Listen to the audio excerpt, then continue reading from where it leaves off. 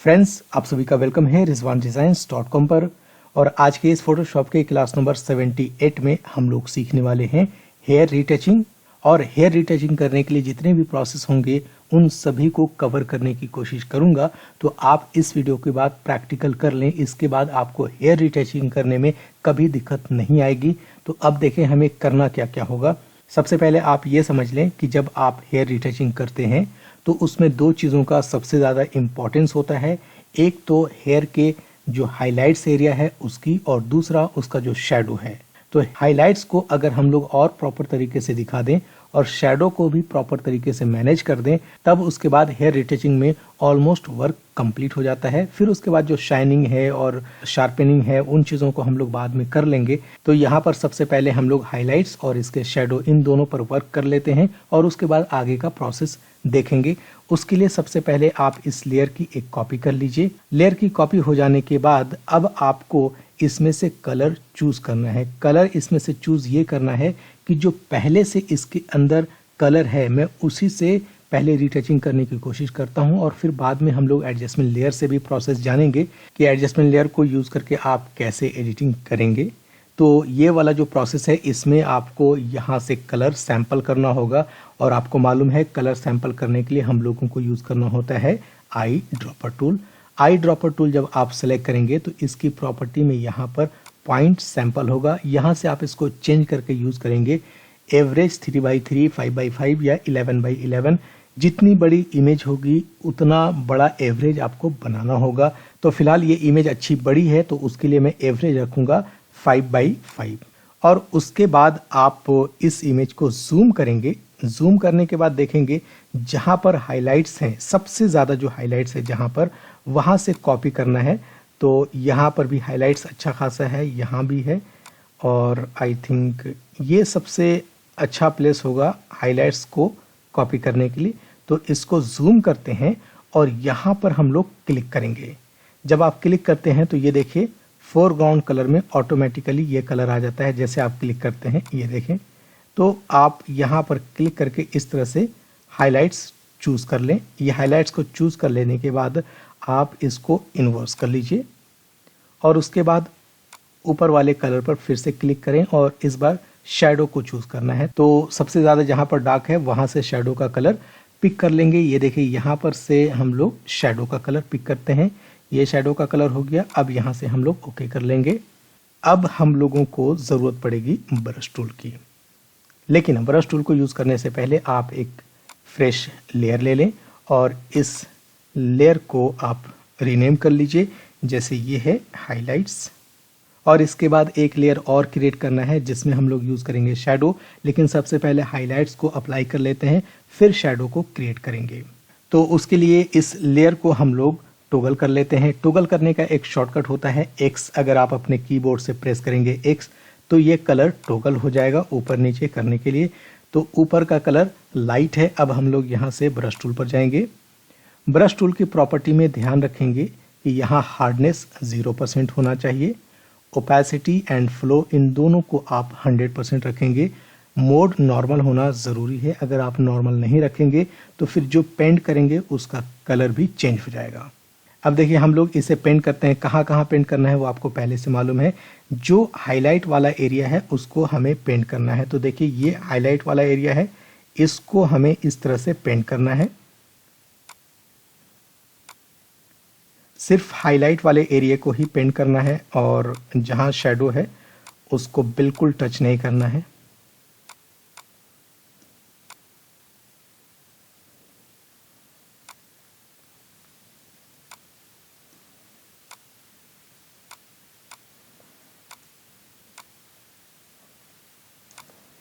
अब नीचे जो है इसके लिए आप ब्रश टूल को काफ़ी छोटा कर दें और उसके बाद इन सभी को थोड़ा हाईलाइट कर दें।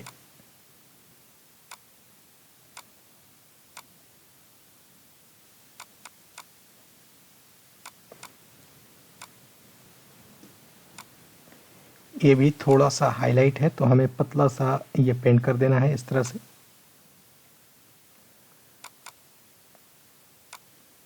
अब इस तरफ भी आप वैसे ही पेंट कर लीजिए जैसे हमने दूसरी तरफ पेंट किया है।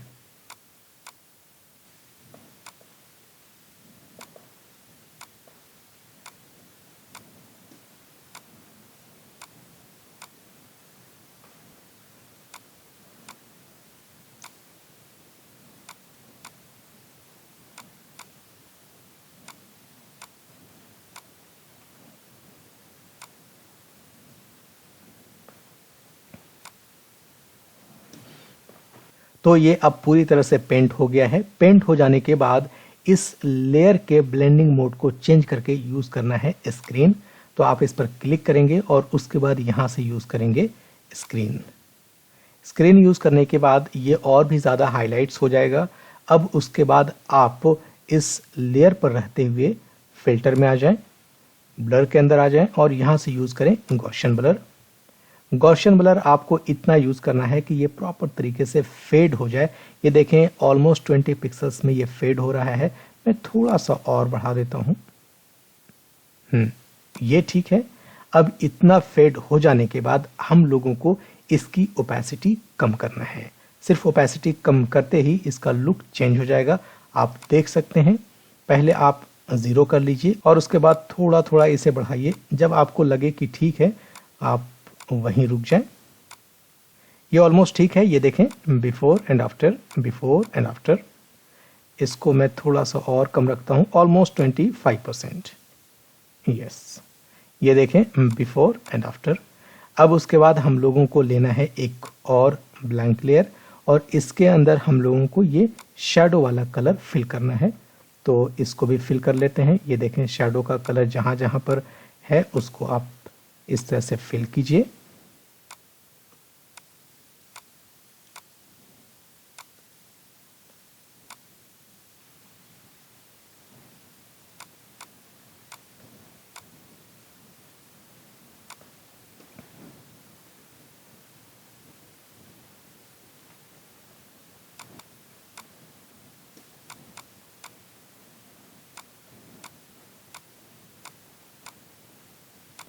अब ये शैडो का कलर पूरी तरह से पेंट हो गया है।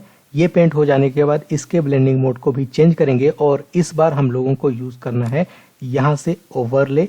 या तो आप ओवरले यूज करेंगे या फिर सॉफ्ट लाइट, इन दोनों में से कोई एक यूज कर सकते हैं। फिलहाल मैं ओवरले यूज कर रहा हूँ और इस लेयर पर रहते हुए हम लोगों को फिल्टर में जाना है, ब्लर के अंदर जाना है और गॉसियन ब्लर अप्लाई करना है। इसके लिए रेडियस भी ऑलमोस्ट हम लोग वही रखेंगे जो हाइलाइट्स के लिए रखा था और यहाँ से आप ओके कर लीजिए। अब आप इसकी ओपेसिटी भी 0 कर लीजिएगा और यहाँ से धीरे धीरे बढ़ाएंगे।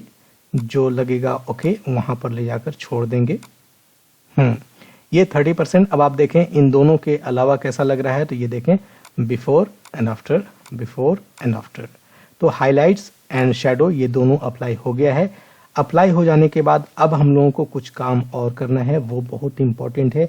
यहाँ से आप control shift alt and E press करेंगे। ये एक कंप्लीट स्नैपशॉट हो गया है। अब फिलहाल हम लोग इस नीचे वाले लेयर को डिलीट कर देते हैं, इसकी जरूरत नहीं है। और अब हम लोगों को यहाँ से अप्लाई करना है लेवल्स। लेवल्स पर आने के बाद इसको आप थोड़ा एडजस्ट कर लीजिए यहाँ से इस तरह से। ये देखें बिफोर एंड आफ्टर और इसकी ओपेसिटी हमें कम रखना है, इतना ज़्यादा नहीं, ऑलमोस्ट 50%। यस, अब आप देखें बिफोर आफ्टर, ये है before and after, before and after. Shining and shadow ये दोनों चीज़ें साफ दिखने लगी है। अब हम लोगों को फिर से एक स्नैपशॉट लेना है। स्नैपशॉट लेने के बाद आप नीचे वाले लेयर को जब चाहें डिलीट कर सकते हैं। फिलहाल हम लोग ऐसे ही रखते हैं और उसके बाद इस लेयर पर रहते हुए आपको जाना है फिल्टर में और यहाँ से अप्लाई करना है camera raw filter. Camera raw के अंदर आने के बाद आप 2-3 चीज़ें सेट करते हैं। एक तो है क्लैरिटी, आप इसको थोड़ा सा इंक्रीज कर लीजिए, बहुत ज़्यादा नहीं, आप 10% से लेकर 15% के आसपास इसको बढ़ा दीजिए। और यहाँ से वाइब्रेंस को भी थोड़ा सा आप ऐड करेंगे, बहुत ज़्यादा नहीं, 4-5 के आसपास आप ऐड कर दें। और उसके बाद आप इसको थोड़ा सा डिहेज कर दें, यहाँ से आप बहुत ज़्यादा नहीं, 4-5 के आसपास बढ़ा दें। और सैचुरेशन को भी थोड़ा सा आप ऐड कर लीजिए इस तरह से। अब आप यहाँ से ओके करेंगे। ये जो अप्लाई करना था वो अप्लाई हो गया है। ये देखें बिफोर एंड आफ्टर, इसको थोड़ा सा जूम करके दिखाता हूँ। ये देखें before and after, before and after. जो शाइनिंग कम थी उसके अंदर शाइनिंग बढ़ गई है। ये देखें before and after, before and after. ये जो हमने कैमरा रॉ में अप्लाई किया है ये पूरे इमेज पे किया है। अगर आप चाहें तो इसके ऊपर लेयर मास्क ले लें। लेयर मास्क लेने के बाद इसके अंदर ब्लैक कलर फिल कर दें और हमें सिर्फ हेयर के ऊपर चाहिए तो ब्रश टूल ले करके आप इसके अंदर अब वाइट कलर फिल कर देंगे तो हमें ये सिर्फ हेयर के ऊपर ही अप्लाई मिलेगा। चूँकि ये जो हमने कैमरा रॉ में अप्लाई किया है ये बहुत बार पूरी इमेज पर भी आप अप्लाई कर सकते हैं। अगर आपने इमेज को अच्छे से एडिट कर लिया है तो उसके ऊपर आप अप्लाई कर सकते हैं इस तरह से। लेकिन उसके अंदर जो हमने एक ऑप्शन डिहेज का अप्लाई किया था, डिहेज में होता ये है कि आपके पूरी इमेज के जो आउटसाइड का एरिया है वो थोड़ा डार्क हो जाता है और जो फोकस एरिया है वो थोड़ा लाइट हो जाता है। तो हमने वही किया था, चूँकि हमें फोकस एरिया को लाइट करना था, लेकिन उसमें फेस और इसके क्लोथ्स भी आ जाते हैं, इसलिए हमने इसको मास्क लेकर के इस तरह से पेंट कर दिया है।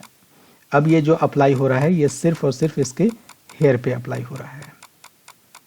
अभी कुछ चीज़ें और हमें करना होगा, क्योंकि अभी हमने शैडो और हाइलाइट्स को अच्छे से यूज़ किया है। अब हम लोगों को कुछ चीज़ें अप्लाई करनी है, लेकिन आपको दिखा देता हूँ। ये देखें बिफोर आफ्टर, ये है before and after, before and after. तो अब हमें और क्या क्या करना होगा, उसके लिए एक स्नैपशॉट की ज़रूरत होगी। तो control shift alt and E press करके एक स्नैपशॉट ले लिया। नीचे वाले इन सभी इमेजेस को मैं डिलीट कर देता हूँ। टॉप लेयर पर रहेंगे और इसके बाद इस लेयर की एक कॉपी ज़रूर कर लीजिए। कन्वर्ट टू स्मार्ट ऑब्जेक्ट आप इसको ज़रूर करेंगे और उसके बाद आ जाएं यहाँ से फिल्टर में। इस बार हम लोगों को अप्लाई करना है शार्पेन। तो इस शार्पेन के अंदर आपको यूज़ करना है स्मार्ट शार्पेन। तो इस पर क्लिक करेंगे और इसको शार्पेन कर लेंगे। शार्पेन आपको दिखा देता हूँ यहाँ पर इस तरह से करके। ये देखें हेयर का एरिया है, इस पर मैं क्लिक कर रहा हूँ तो बिफोर आफ्टर दिख रहा होगा। ये देखें शार्पेन। तो इसको फिलहाल मैं पूरी तरह से ज़ीरो कर देता हूँ। नॉइज़ को भी हम लोग ज़ीरो कर लेते हैं। अब आप देखेंगे तो यहाँ पर ये कोई भी चेंजेस नहीं हुआ है इसके अंदर। अब मैं इसके अमाउंट्स को बढ़ाता जाता हूँ।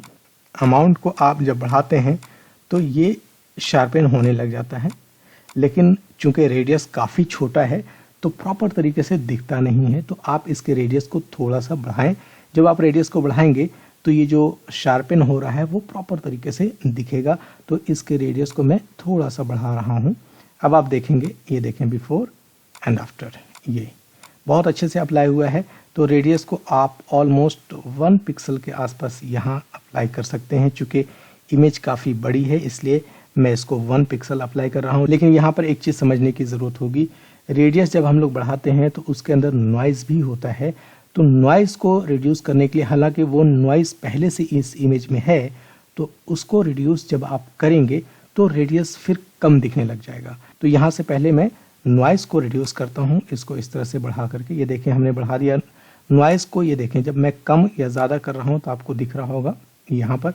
तो फिलहाल मैं इसको ऑलमोस्ट 50% नॉइज़ को कम किया। अब जब इसके नॉइज़ को हमने कम किया तो जो शार्पेन दिख रहा था वो भी थोड़ा सा कम हुआ है, इसीलिए इसके रेडियस को और बढ़ाना ज़रूरी है। जब आप नॉइज़ कम नहीं करेंगे तब रेडियस सिंगल पिक्सल रख सकते हैं, लेकिन जब आप नॉइज़ कम करेंगे तो इसके रेडियस को थोड़ा सा और बढ़ा दीजिएगा, ऑलमोस्ट 2 पिक्सल्स के आसपास। फिलहाल इसके लिए मैं 1.6 पिक्सल्स रख रहा हूँ और उसके बाद यहाँ से ओके कर लेंगे। अब ये देखिए पूरी तरह से अप्लाई हो चुका है। इसको जूम करके आपको दिखाता हूँ। यहाँ से हेयर आप अच्छे से देख सकते हैं। ये देखें बिफोर एंड आफ्टर। ये सिर्फ शार्पेन करने के बाद ये हुआ है, लेकिन अभी जो शार्पेन हुआ है ये पूरी इमेज पे अप्लाई हुआ है। और हमें चाहिए कि सिर्फ हेयर के ऊपर इसको अप्लाई करूं, तो उसके लिए आपके पास ये जो स्मार्ट फिल्टर्स है इसके अंदर आप ब्लैक कलर फिल कर देंगे। जब आप ब्लैक कलर फिल करेंगे तो कोई फ़र्क नहीं पड़ेगा। ये देखें अभी कुछ नहीं दिख रहा है, लेकिन जैसे ही मैं इसके अंदर अब वाइट कलर फिल करूँगा, फिलहाल मैं डी प्रेस करके इसको ब्लैक एंड वाइट में कन्वर्ट कर रहा हूँ और वाइट कलर को फोरग्राउंड बनाते हुए इस थंबनेल को सेलेक्ट करेंगे और यहाँ देखिए मैं पेंट कर रहा हूँ। जैसे ही पेंट करूँगा इसके अंदर वो चीज़ें अप्लाई हो जाएगी। आप देख सकते हैं ये शार्पनिंग दिख रही होगी आपको इस तरह से। तो ये पूरे हेयर पे आपको अप्लाई करना होगा। ये देखें before and after, before and after. तो ये अप्लाई कर लेते हैं।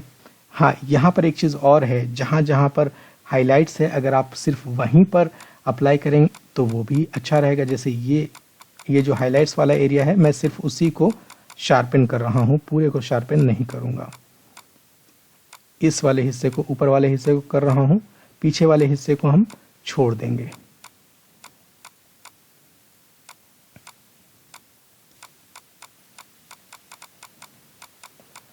तो अब आप फाइनल लुक देखेंगे तो ये देखिए before and after, before and after. इतना ज़्यादा फर्क हो गया है। सिर्फ हेयर को अगर आप देखना चाहें तो ये देखें, before and after, before and after. अब ये सब कुछ कर लेने के बाद आप एक बार control shift alt and E press करके एक स्नैपशॉट और ले लें और इसकी एक कॉपी कर लीजिए। कॉपी करने के बाद यहाँ से इसके ब्लेंडिंग मोड को चेंज करके यूज करना है मल्टीप्लाई, ओवरले या सॉफ्ट लाइट। इन तीनों में से कोई भी एक चीज आप अप्लाई कर सकते हैं। तो फिलहाल मैं अप्लाई करने वाला हूँ इसके अंदर ये सॉफ्ट लाइट। ये देखें, सॉफ्ट लाइट अप्लाई कर देने के बाद इस तरह का लुक आ गया है। अब इसके ऊपर मैं लेयर मास्क लूंगा और ब्लैक कलर फिल करने के बाद अगर आपको और भी ज़्यादा डेप्थ देने की ज़रूरत है तब आप ये अप्लाई करेंगे। इसको मैं पूरी तरह से पेंट करूंगा। इस तरह से पेंट कर लीजिए। यहाँ पर एक चीज़ और समझने की, अगर आपको सिर्फ हाइलाइट्स या सिर्फ शैडो पे करना है तब आप वहीं पर पेंट करेंगे।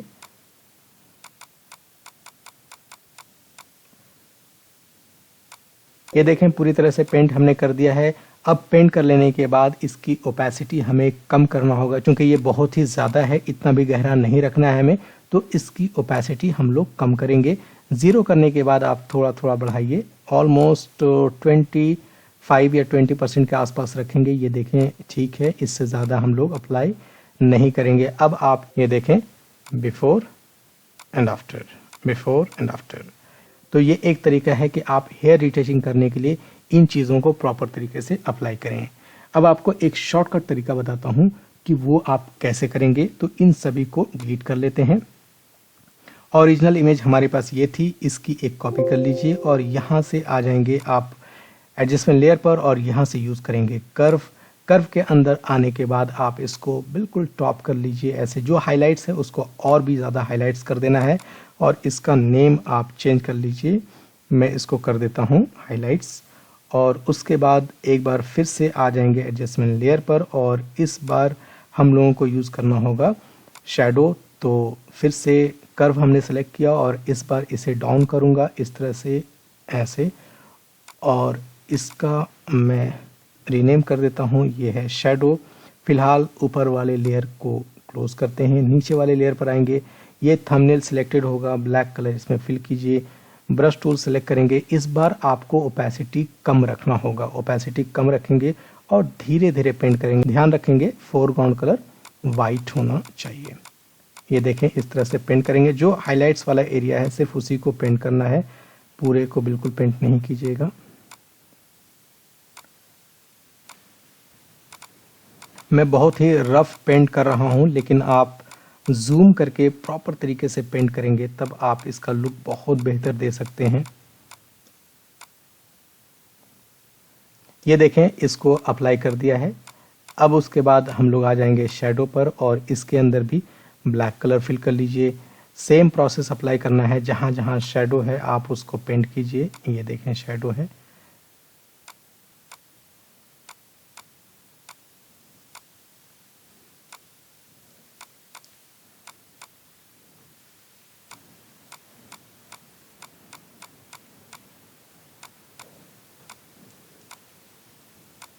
अब इन दोनों की ओपेसिटी हमें कम करना है, तो इसकी ओपेसिटी ऑलमोस्ट 70% के आसपास मैं रखता हूं और इसकी ओपेसिटी मैं ऑलमोस्ट 80% के आसपास रखता हूं। ये देखें, ठीक है।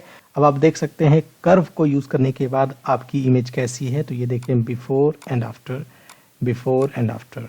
इतना ज़्यादा चेंजेस आप कर सकते हैं। हालांकि ये पेंटिंग बिल्कुल रफ हमने किया है और अगर आप इसको प्रॉपर तरीके से पेंट करेंगे तो इसका लुक और भी बेहतर हो सकता है। इसका एक तरीका और होता है, वो भी मैं थोड़ा सा डिस्कस कर देता हूँ। जैसे कंट्रोल जे से कॉपी किया और यहाँ से आपको यूज़ करना है डॉजिंग एंड बर्निंग। ये डॉज टूल अगर आप लेते हैं, डॉज टूल में ध्यान रखें ये ब्रश टूल के जैसा काम करेगा। हार्डनेस को 0 रखेंगे, साइज़ आप छोटी बड़ी कर सकते हैं।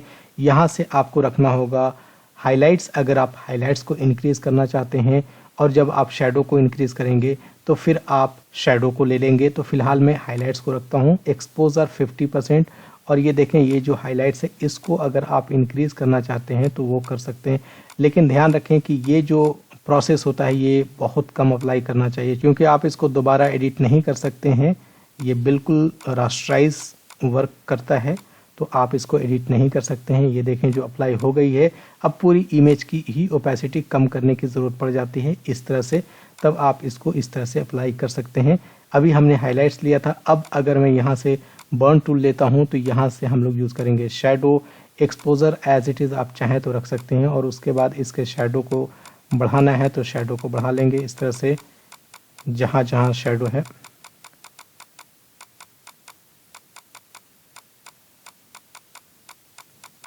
अब आप देख सकते हैं before and after, before and after. तो ये भी एक प्रोसेस होता है, लेकिन मेरा आपको सजेशन यही रहेगा कि पहले के जो 2 प्रोसेस हमने बताया उन चीज़ों को अप्लाई करेंगे तो ज़्यादा बेहतर होगा। आई थिंक आज के इस ट्यूटोरियल के बाद अब आपको हेयर रीटचिंग करने में कोई दिक्कत नहीं आएगी। तो मिलते हैं नेक्स्ट वीडियो में, तब तक के लिए बहुत बहुत शुक्रिया। Thank you so much friends.